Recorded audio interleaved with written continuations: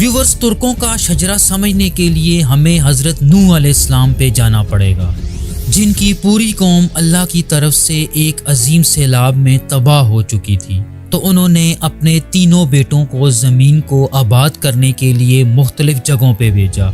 हाम को अफ्रीका, साम को ईरान और याफीस को मौजूदा रशिया के दरियाए वोल्गा और याक के किनारे भेजा। हज़रत याफीस के 8 बेटे थे। जब हज़रत याफीस की मौत का वक्त नज़दीक आया तो उन्होंने अपने सबसे बड़े बेटे तुर्क को अपना जानशीन मुकर्रर कर दिया। इसके साथ साथ अपने दूसरे बेटों को ये वसीयत भी की कि वो उनके बाद अपने बड़े भाई को यानी तुर्क को हाकिम तस्लीम कर लें। तुर्क क़यादत संभालने के बाद अपने लोगों के साथ मौजूदा किर्गिज़स्तान के इलाके में आबाद हुआ। तुर्क के नाम से ही हज़रत याफीस की तमाम औलाद का नाम मंसूब करके तुर्क रखा गया और पूरी दुनिया में बसने वाली तुर्क नस्ल इन्हीं के नाम से जानी जाती है। यानी तुर्कों का शजरा तुर्क से याफीस और फिर हज़रत नूह अलैहिस्सलाम से जा मिलता है। तुर्क के 4 बेटे थे और उनके बाद उनका सबसे बड़ा बेटा तूतक उनका जानशीन बना। तूतक से 3 नस्लें आगे अलिंजा खान आता है, जिसके 2 जुड़वा बेटे मंगोल और तातार थे, जिन्होंने अपनी बाप की सल्तनत को 2 हिस्सों में तकसीम कर लिया। जिसके बाद तुर्कों के 2 कबीले मंगोल और तातारी वजूद में आए। व्यूवर्स, अर्तुगरुल गाजी की नस्ल अलिंजा खान के बड़े बेटे मंगोल से चली। इसी वजह से कुछ मौर्रख चंगेज खान को भी तुर्कों की नस्ल से ही मानते हैं। मंगोल के 4 बेटे थे, जिनके नाम किर खान, उर खान, कारा खान और कुर खान था। तुर्क नस्ल कारा खान तक पहुंच के अल्लाह और दीन को मुकम्मल तौर पे भुला चुकी थी और इस्लाम छोड़ चुकी थी। उन्हीं वक्तों में कारा खान के यहाँ एक बच्चा पैदा हुआ, जिसका नाम ओगोस खान रखा गया। इस बच्चे ने बहुत छोटी उम्र में अपनी माँ को इस्लाम लाने पे कायल किया, ताहम उसकी माँ अल्लाह की वदहानियत पे ईमान ले आई। जवानी की उम्र तक पहुँच के ओगोस खान ने कई जंगें की और मौजूदा दौर के सेंट्रल एशिया, मिडल ईस्ट, तुर्की, मंगोलिया और जनूबी रशिया के कई इलाके फतह कर लिए। अपनी ज़िंदगी के दरमियानी सालों में उसे 2 औरतों से प्यार हो गया और इन दोनों औरतों से ही उसने शादी कर ली। ओगोस खान की इन दोनों बीवियों से 3 बेटे थे। पहली बीवी ओजोकलार से गो खान, दाग खान और दानीस खान थे, जबकि दूसरी बीवी बोजोकलार से गुन खान, आय खान और यल्दीज खान थे। ओगोस खान के इन 6 बेटों से आगे 24 बेटे थे, यानी ओगोस खान के 24 पोते थे। ओगोस खान के ये 24 पोते 24 तुर्किश कबीलों की बुनियाद बने, जो कि तुर्किस्तान की ओगोज यगू स्टेट में बसते थे। इन 24 कबीलों ने एक कबायली इत्तेहाद बनाया हुआ था और इस इत्तेहाद को ये लोग अपने दादा ओगोस खान के नाम से मंसूब करके ओगोसीन या ओगोजलार कहा करते थे। व्यूवर्स, जैसा कि आप चार्ट पे देख सकते हैं कि ओगोस खान के हर पोते ने एक कबीले की बुनियाद रखी और यही 24 कबीले मुस्तकबिल में मुख्तलिफ इस्लामी रियासतों की बुनियाद बने, जैसा कि काई कबीला उस्मानी और किने कबीला सल्जूक सल्तनत की बुनियाद थी।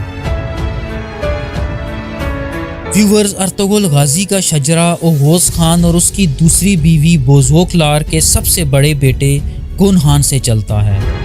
गुन खान के 4 बेटे थे, जिनके नाम काई खान, बायात, अलकावली और कारावली थे। काई खान ने काई कबीले की बुनियाद रखी थी और यूं काई कबीले का शजरा गुन खान के सबसे बड़े बेटे काई खान से जा मिलता है। काई कबीला ताकत के लिहाज से इन 24 कबीलों में दूसरे नंबर पे था। काई लफ्ज़ का मतलब ताकत और हिम्मत के हैं। इस कबीले का निशान 2 तीर और इनके दरमियान एक कमान पर मुश्तमिल था। गुन खान के बाद काई खान को यगू स्टेट का बादशाह मुंतखब किया गया, जिसने तकरीबन 50 साल तक हुक्मरानी की और 90 साल की उम्र में वफात पाई। काई खान के बाद उसका बेटा तोरमेश आता है, जिसने 100 साल से भी ज़्यादा उम्र पाई और हज़रत मूसा अलैहिस्सलाम का ज़माना देखा और इसी ज़माने में वफ़ात पाई। तोरमेश के बाद भाई तैमूर और फिर बोजलो खान आते हैं, بزلوہان نے اپنے آس پاس کے کئی علاقے فتح کیے اور حضرت داؤد علیہ السلام کے دین پہ ایمان لے آیا اور اس کے بعد اپنی ساری زندگی اس مذہب کی تبلیغ میں صرف کر دی۔ بزلوہان کے بعد اس کا بیٹا کرکولو آتا ہے جو حضرت سلیمان علیہ السلام پہ ایمان لایا تھا اور 120 برس کی عمر میں وفات پائی۔ اس نے اپنے بیٹے کا نام حضرت سلیمان علیہ السلام کے نام پر سلیمان شاہ رکھا تھا۔ سلیمان شاہ انتہائی نیک اور دیندار انسان تھا۔ وہ اپنے دور کا بہت مشہور سردار تھا اور اسی وجہ سے ہندوستان کے ایک راجا نے اس سے متاثر ہوتے ہوئے اسے ہاتھیوں کا ایک تحفہ بھیجا تھا۔ سلیمان شاہ سے 20 پشتیں آگے آیا جائے تو یاسو نامی شخص آتا ہے۔ یاسو نے ایک رات ایک خواب دیکھا کہ عرب کی طرف سے ایک چاند اور سورج پوری آب و تاب سے چمک رہے تھے اور ان کی روشنی اس تک پہنچ رہی تھی۔ اس خواب کے کچھ ہی عرصے بعد مکہ میں نبی پاک صلی اللہ علیہ وآلہ وسلم کی نبوت کی خبر پھیل گئی۔ یاسو نے جب یہ سنا تو اس نے مسلمان ہونے کا اعلان کر دیا۔ اس نے قربانی کی اور اللہ کے راستے میں دے دی۔ اس کی وفات کے بعد کاراہان نے اپنے والد کی جگہ سنبھالی۔ کاراہان کے بعد اس کا بیٹا توروق تخت نشین ہوا۔ توروق نے دین کے فروغ کے لیے بہت کوششیں کی اور حضرت عثمان رضی اللہ تعالیٰ عنہ کے زمانے میں وفات پائی۔ ویورز، ارطغرل غازی کی پشتوں میں اس کے بعد توروق کا بیٹا آئیکوتلوب آتا ہے۔ آئیکوتلوب کا ایک وزیر تھا جسے اورگیج کہا جاتا تھا اور جس کے پاس سارے حکومتی اختیارات ہوا کرتے تھے۔ یہ وہی دور تھا جب حضرت عثمان غنی رضی اللہ تعالیٰ عنہ کی شہادت ہوئی۔ حضرت عثمان کی شہادت کے بعد جب حضرت علی خلیفہ بنے تو آئیکوتلوب نے اورگیج کو ان کے پاس بھیجا اور ان سے بیعت کر لی۔ آئیکوتلوب 20 سال تک حکمرانی کرنے کے بعد بنو امیہ کے دور میں وفات پا گیا۔ آئیکوتلوب کے بعد اس کا بیٹا چمندار آتا ہے جس نے حضرت عمر بن عبدالعزیز کے زمانے میں ترکوں پہ حکومت کی۔ اس کے بعد یسار اور پھر اس کا بیٹا توق تیمور آتا ہے جس نے مامون الرشید کا زمانہ پایا اور تقریباً 56 سال تک ترکوں پہ حکومت کی۔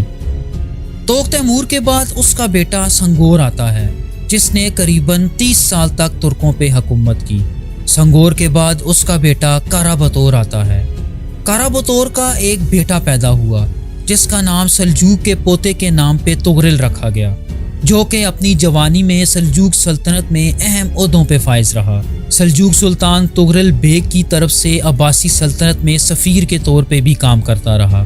اس کے ساتھ ساتھ تغرل بیگ نے اسے مرو شہر کے قریب ایک چھوٹے سے علاقے مہان کا حکمران بنا دیا، جو اپنے قبیلے سمیت وہاں آباد ہوا اور مہان کے شہر میں ہی وفات پائی۔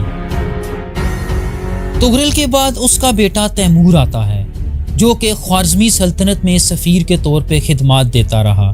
اپنی آخری عمر میں مہان آیا اور اسی شہر میں وفات پا گیا۔ ویورز، تیمور کے بعد اس کا بیٹا کیزل بگا آتا ہے جو کہ مرو میں پیدا ہوا اور جوان ہونے پہ موجودہ ایران کے علاقے ہمدان میں سلجوقی دربار سے وابستہ رہا اور جہاں سے سلطان کے فرمان پر مرو کا حاکم بنا دیا گیا۔ ویورز، کیزل بوگا کے بعد اس کا جانثار کایا الب بنا جس کا مطلب ہے ایک بہادر چٹان۔ کایا الب ارطغرل غازی کا دادا تھا۔ عثمانی روایات کے مطابق ارطغرل غازی کے والد کو لے کے کافی اختلاف پایا جاتا ہے۔ کچھ مورخ سلیمان شاہ کو اور کچھ قندوز الب کو ارطغرل غازی کا والد مانتے ہیں، لیکن زیادہ سورسز میں سلیمان شاہ کا نام ہی آتا ہے۔ سلیمان شاہ نے سن 1214 میں کائی قبیلے کی قیادت سنبھالی اور منگولوں کی تباہ کاریوں سے بچنے کے لیے کائی قبیلے کے لوگ سلیمان شاہ کی قیادت میں مختلف مقامات پہ ہجرت کرتے رہے۔ سن 1236 میں سلیمان شاہ کا انتقال ہو گیا۔ سلیمان شاہ کے بعد ارطغرل غازی نے ان کی جگہ سنبھال لی۔ ارطغرل غازی نے کائی قبیلے کی عزت اور وقار کو آسمان کی بلندیوں تک پہنچا دیا اور ایک خالص اسلامی مجاہد کے طور پہ زندگی گزاری۔ ارطغرل غازی کی بیوی حلیمہ خاتون تھی اور ان سے ارطغرل غازی کے 3 بیٹے تھے جن کے نام عثمان غازی، ساوسی بے اور گندوز الب تھا۔ ویورز، ارطغرل غازی نے اپنی زندگی میں ایک عظیم اسلامی سلطنت بنانے کی راہ ہموار کر دی تھی۔ ارطغرل غازی کی وفات کے بعد ان کے سب سے چہیتے بیٹے عثمان غازی نے ان کی جگہ سنبھالی، جنہیں اپنے والد کی طرف سے سوغوت کا شہر وراثت میں ملا۔ چونکہ عثمان غازی نے ایک عظیم عثمانی سلطنت کا خواب دیکھ رکھا تھا تو وہ سکون سے بیٹھنے والے نہ تھے۔ انہوں نے پڑوس کی طاقتور بازنطینی سلطنت پہ حملوں کا آغاز کیا اور بہت کم عرصے میں بلجک یعنی شہر انیگول اور کئی دوسرے بازنطینی علاقوں پہ قبضہ کر لیا۔ سن 1299 میں عثمان غازی نے تمام فتح کیے گئے علاقوں پہ اپنی عثمانی سلطنت کی بنیاد رکھ دی، جس نے اگلی 6 صدیوں تک 3 براعظموں پہ حکومت کرنی تھی۔ ان کی 2 بیویوں ملہون خاتون اور رابعہ بالا خاتون سے 8 بیٹے اور 1 بیٹی تھیں، اور ان کی وفات کے بعد ان کے بیٹے اورحان غازی تخت نشین ہوئے، جنہوں نے بازنطینی سلطنت پہ حملے کرنا جاری رکھا۔ مورخین لکھتے ہیں کہ اورحان غازی پہلے عثمانی سلطان تھے جنہوں نے یورپ کی طرف فتوحات کا آغاز کیا۔ انہوں نے ایک بازنطینی شہزادی تھیوڈورا سے شادی کی جو بازنطینی شہنشاہ جان IV کی بیٹی تھی۔ ان کے علاوہ ان کی دوسری شادی نیلوفر خاتون سے ہوئی جو اورحان غازی کے جانشین اور اگلے سلطان مراد اول کی والدہ تھیں۔ مراد اول نے سلطنت کو یورپ کی طرف مزید پھیلایا اور بلکان کا زیادہ تر علاقہ عثمانی سلطنت میں شامل کرنے میں کامیاب ہو گئے۔ انہوں نے سلطنت کو 2 صوبوں میں تقسیم کر دیا تھا، ایک صوبہ ایشیا میں اناطولیہ جبکہ دوسرا یورپ میں بلکان کا علاقہ تھا۔ لیکن سلطان مراد کوسوو کی جنگ میں سربینز کے خلاف لڑتے ہوئے شہید ہو گئے۔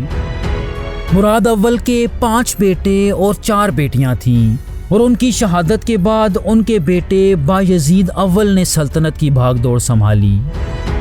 ویورز، ہر عثمانی سلطان کی یہ خواہش ہوتی کہ قسطنطنیہ یا کانسٹینٹینوپول فتح کیا جائے۔ بایزید نے یہی خواہش دل میں لیے سن 1394 میں قسطنطنیہ کا محاصرہ کیا، لیکن وہ اس محاصرے میں ناکام رہے۔ تاہم وہ صلیبیوں کے خلاف کئی محاذوں پہ بہت کامیابی سے لڑتے رہے، لیکن پھر ان کے ساتھ وہ ہوا جو 36 عثمانی سلاطین میں کسی کے ساتھ نہ ہوا۔ انہیں انقرہ کی جنگ میں امیر تیمور سے بری طرح شکست ہوئی، اور یہی نہیں بلکہ امیر تیمور نے انہیں قید بھی کر لیا، اور اسی قید کے دوران ان کا انتقال ہو گیا۔ ان کی وفات کے بعد ان کے 5 بیٹوں میں اقتدار کے لیے خانہ جنگی شروع ہو گئی جو تقریباً 10 سال تک جاری رہی، جس کے بعد ان کے بیٹے محمد اول تخت پہ بیٹھنے میں کامیاب ہو گئے۔ سلطان محمد اپنی پوری زندگی سلطنت کو اکٹھا کرنے میں جٹے رہے۔ انہوں نے ایشیا اور یورپ دونوں طرف عثمانی رٹ کو دوبارہ بحال کیا۔ یہی وجہ تھی کہ انہیں محمد دی ریسٹورر کے نام سے بھی جانا جاتا ہے۔ محمد اول کے بعد ان کے بیٹے مراد ثانی بھی سلطنت کو اکٹھا کرنے میں جٹے رہے۔ ان کے دور حکومت میں سلطنت میں تجارت اور اقتصادی ترقی میں خاطر خواہ اضافہ ہوا، اور سلطنت میں پھر سے دولت کی آمد و رفت شروع ہو گئی۔ ان کے بیٹے یوسف عادل شاہ کے بارے میں کچھ تاریخ دان یہ دعویٰ کرتے ہیں کہ انہوں نے 15ویں صدی عیسوی میں برصغیر کی طرف ہجرت کی اور یہاں اپنی عادل شاہی سلطنت کی بنیاد رکھی۔ مراد ثانی کے انتقال کے بعد ان کے بیٹے سلطان محمد ثانی تخت نشین ہوئے، جنہیں عثمانیوں کا سب سے طاقتور سلطان کہا جائے تو غلط نہ ہوگا۔ اس کی وجہ یہ ہے کہ انہوں نے وہ کر دکھایا جو کوئی دوسرا عثمانی سلطان نہ کر سکا۔ انہوں نے صرف 21 سال کی عمر میں بازنطینی سلطنت کا دارالحکومت قسطنطنیہ فتح کر لیا، اور صدیوں بعد حضرت محمد صلی اللہ علیہ وآلہ وسلم کی خواہش اور بشارت کو پورا کر دکھایا۔ آپ صلی اللہ علیہ وآلہ وسلم نے اپنی زندگی میں ہی قسطنطنیہ فتح ہونے اور اسے فتح کرنے والی فوج کو جنت کی بشارت سنائی تھی۔ چنانچہ اس فتح کے بعد اس شہر کو عثمانی سلطنت کا نیا دارالخلافہ بنا دیا گیا اور سلطان کو محمد فاتح کا لقب دیا گیا۔ لیکن سلطان محمد فاتح اس شہر کو فتح کرنے کے بعد رکنے والے نہ تھے، چنانچہ انہوں نے یورپ کی طرف اپنی پیش قدمی کو جاری رکھا اور کچھ ہی عرصے میں یورپ کے گڑھ یعنی اٹلی کی سرحدوں پہ دستک دینے لگے۔ ان کی وفات کے بعد ان کے بیٹے بایزید II تخت نشین ہوئے۔ ان کے بارے میں آتا ہے کہ انہوں نے اسپین سے نکال دیے جانے والے یہودی اور مسلمان ریفیوجیز کو عثمانی سلطنت میں پناہ دی، یہاں تک کہ یہودی مہاجرین کو سلطنت عثمانیہ کی شہریت بھی دے دی گئی۔ یہی وجہ تھی کہ عثمانی سلطنت میں رہتے ہوئے یہودیوں نے اپنا ثقافتی عروج دیکھا۔ ان کی وفات کے بعد ایک ایسے سلطان تخت نشین ہوئے جنہوں نے سلطنت کو ایشیا، افریقہ اور عرب کے علاقوں تک پھیلا دیا۔ یہ سلطان بایزید کے بیٹے سلیم I تھے۔ ان کے دور میں حجاز کا پورا علاقہ، جس میں مکہ اور مدینہ بھی شامل تھے، عثمانیوں کے زیر کنٹرول آ گیا۔ مصر میں عباسی خلفاء کی طاقت بالکل ختم ہو چکی تھی، چنانچہ سلطان سلیم عباسیوں سے خلافت یعنی مسلمانوں کی سربراہی لینے میں بھی کامیاب ہو گئے۔ تو یوں تاریخ میں پہلی بار خلافت عربوں سے ترکوں میں منتقل ہو گئی اور سلطان سلیم پہلے عثمانی خلیفہ بن کے سامنے آئے۔ ان کی موت کے بعد ان کے بیٹے سلطان سلیمان I یا سلیمان دی میگنیفیسنٹ تخت نشین ہوئے، جنہیں عثمانیوں کا سب سے طویل عرصہ حکومت کرنے والا سلطان مانا جاتا ہے، جو تقریباً 46 سال تک تخت پہ بیٹھے رہے۔ ان کے دور میں سلطنت عثمانیہ اپنے عروج پہ پہنچ چکی تھی اور 3 براعظموں تک پھیل گئی، جس کے سامنے دنیا کی کوئی طاقت ٹک نہ پاتی۔ سلطان سلیمان کو اپنے حرم سے ایک عورت رخسلانہ یا حرم سلطان سے پیار ہو گیا۔ انہوں نے ایک طرح سے تمام عثمانی روایات کو توڑتے ہوئے حرم سلطان سے شادی کی، جو بعد میں سلطنت کی طاقتور ترین خاتون بن کے سامنے آئیں۔ اور یہاں یہ بھی آپ کو بتاتے چلے کہ حرم سلطان سے ہی عثمانیوں کی سلطنت آف وومن کے دور کا آغاز ہوتا ہے، جو سن 1656 تک جاری رہا۔ اس دور میں عثمانی سلاطین کی بیویوں اور ماؤں کا سیاست پہ بہت گہرا اثر و رسوخ رہتا۔ اس کے علاوہ سلطان کو اپنے بیٹے مصطفیٰ کو قتل کرنے کے لیے بھی جانا جاتا ہے۔ جہاں تک سلطان کی بیٹی مہرمہ کی بات ہے تو اس نے عثمانی تاریخ کے مشہور ترین گرینڈ وزیر رستم پاشا سے شادی کی۔ سلطان سلیمان کے بعد ان کے بیٹے سلیم II تخت نشین ہوئے، جو کہ حرم سلطان کے بیٹے تھے، لیکن ان کے دور میں ان کی بیوی نور بانو سلطان اور ان کے گرینڈ وزیر محمد سوکولو زیادہ تر ریاستی سرگرمیوں کو کنٹرول کر رہے تھے۔ اس کے علاوہ ان کی بیٹی اسمی ہاں سلطان کی شادی گرینڈ وزیر محمد پاشا سے ہوئی۔ سلطان سلیم کے بعد ان کے بیٹے سلطان مراد III تخت نشین ہوئے۔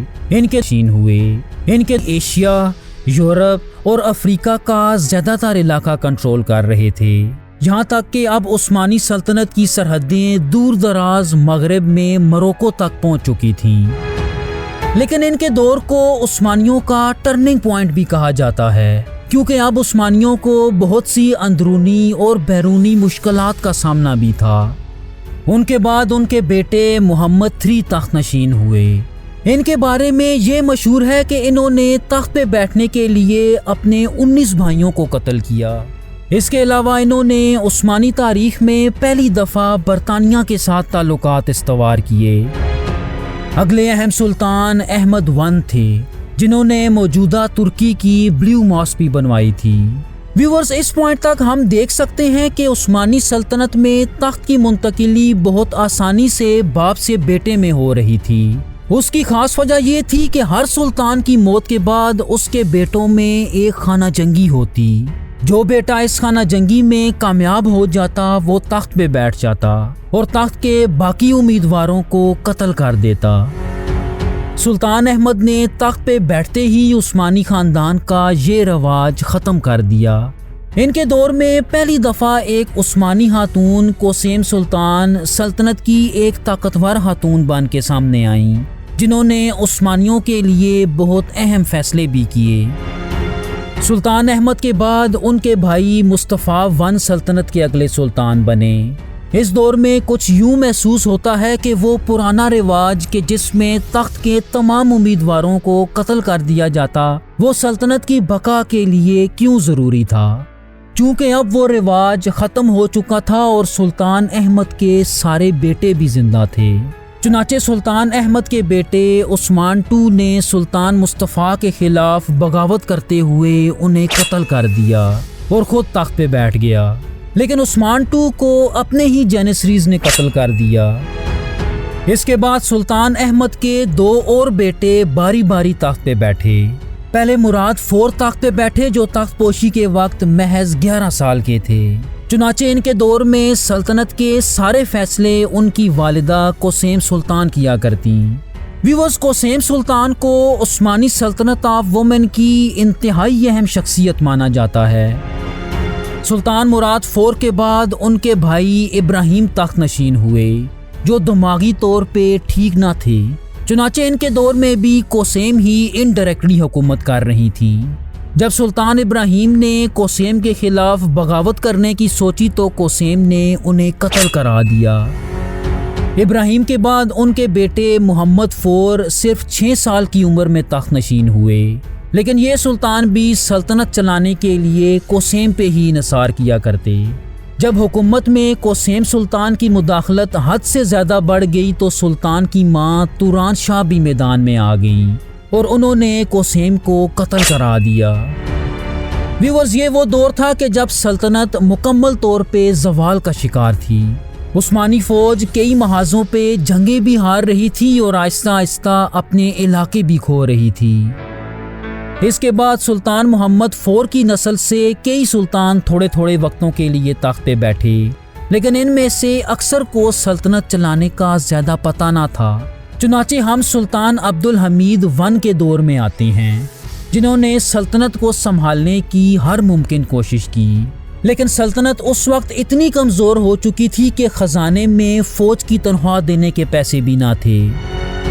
یہ وہ دور تھا کہ جب شیر میسور ٹیپو سلطان نے انگریزوں کے خلاف سلطان سے مدد مانگی، لیکن چونکہ عثمانی خلافت اس وقت خود لڑکھڑا رہی تھی تو سلطان نے مدد سے انکار کر دیا۔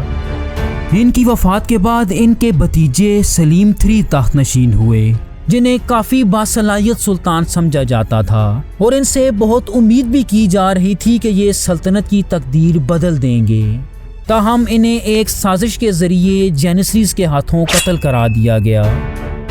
ویورز، یہاں دلچسپ بات یہ ہے کہ سلطان سلیم III کے قتل کے وقت عثمانی خاندان کے صرف 2 مرد ہی زندہ بچے تھے۔ یہ دونوں سلطان عبدالحمید کے بیٹے مصطفیٰ IV اور محمود II تھے جو باری باری تخت پہ بیٹھے۔ سلطان محمود II نے اپنے دور میں سلطنت کے طور طریقوں میں بہت زیادہ اصلاحات کیں، یہاں تک کہ سلطان اور حکومتی لوگوں کے کپڑے تک تبدیل کر دیے گئے۔ انہی کے دور میں عثمانی سلطنت اور آل سعود پہلی دفعہ آمنے سامنے آئی کہ جب آل سعود کی پہلی سعودی اسٹیٹ نے مکہ اور مدینہ پہ قبضہ کر لیا، جس کے نتیجے میں سلطان نے آل سعود کو کچلتے ہوئے دونوں مقدس مقامات سے سعودیوں کو نکال دیا۔ اور ویورز، اسی دور سے عربوں اور عثمانیوں کے درمیان دشمنی کا آغاز ہوتا ہے۔ ان کی وفات کے بعد عثمانی سلطنت 2 سمتوں میں تقسیم ہو گئی، اور یہ 2 سمتیں سلطان محمود II کے 2 بیٹے سلطان عبدالمجید I اور سلطان عبدالعزیز تھے۔ چنانچہ اگلے آنے والے سلطان سلطنت میں اٹھنے والی بغاوتوں اور دشمن سازشوں کے خلاف ناکام رہے، لیکن ان میں ایک سلطان ایسے بھی تھے جو اندھیرے میں روشنی کی ایک کرن نظر آ رہے تھے۔ ان کا نام سلطان عبدالحمید II تھا، جنہیں عثمانی سلطنت کا آخری بااثر سلطان سمجھا جاتا ہے۔ ان کے دور میں سلطنت معاشی طور پہ دیوالیہ ہو چکی تھی اور عثمانی سلطنت کو اب یورپ کا ایک بیمار مرد کہا جانے لگا۔ سلطان عبدالحمید کا سب سے بڑا چیلنج ینگ ٹرک موومنٹ تھی، جن کا مقصد خلافت کے نظام کو ختم کر کے آئینی حکومت کا قیام تھا۔ سلطان عبدالحمید نے یہودیوں کی طرف سے دی جانے والی کئی آفرز کو ٹکرا دیا، جن سے عثمانی سلطنت کے سارے مسائل حل ہو جانے تھے، لیکن سن 1909 میں دشمن عناصر سلطان عبدالحمید کو معزول کر دینے میں کامیاب ہو گئے۔ پہلی جنگ عظیم میں سلطان عبدالحمید کے بھائی سلطان محمد V سلطنت کی بھاگ دوڑ سنبھال رہے تھے۔ اس جنگ میں عثمانیوں نے جرمنی کا ساتھ دیا اور آخر کار عثمانی یہ جنگ ہار گئے۔ اس کے نتیجے میں اتحادی طاقتوں نے عثمانی سلطنت کو 15 سے زائد ملکوں میں تقسیم کر دیا اور سن 1922 میں مصطفیٰ کمال نے ریپبلک آف ترکی کی بنیاد رکھ دی۔ لیکن سلطنت کے خاتمے کے بعد بھی خلافت عبد المجید II تک جاری رہی اور اس آخری خلیفہ کو بھی سن 1924 میں ملک بدر کر دیا گیا، جس سے اسلامی خلافت کا بھی مکمل طور پہ خاتمہ کر دیا گیا۔ ویورز، موجودہ دور میں عثمانی خاندان کو عثمان اوغلو کے نام سے جانا جاتا ہے، جو آج دنیا کے مختلف حصوں میں پائے جاتے ہیں۔ اس خاندان کے موجودہ سربراہ ہارون عثمان ہیں، اور اگر عثمانی سلطنت آج موجود ہوتی تو یہی موجودہ سلطان اور خلیفہ ہوتے۔ ویورز، سلجوق سلاطین کی فیملی ٹری اوغوز خان سے کیسے چلتی ہے؟ سلجوق سلطنت کی مکمل فیملی ٹری دیکھنے کے لیے اسکرین پہ دی گئی ویڈیو ضرور ملاحظہ کیجیے اور ہمیں سپورٹ کرنے کے لیے چینل سبسکرائب ضرور کیجیے گا۔ تھینک یو سو مچ۔ اللہ حافظ۔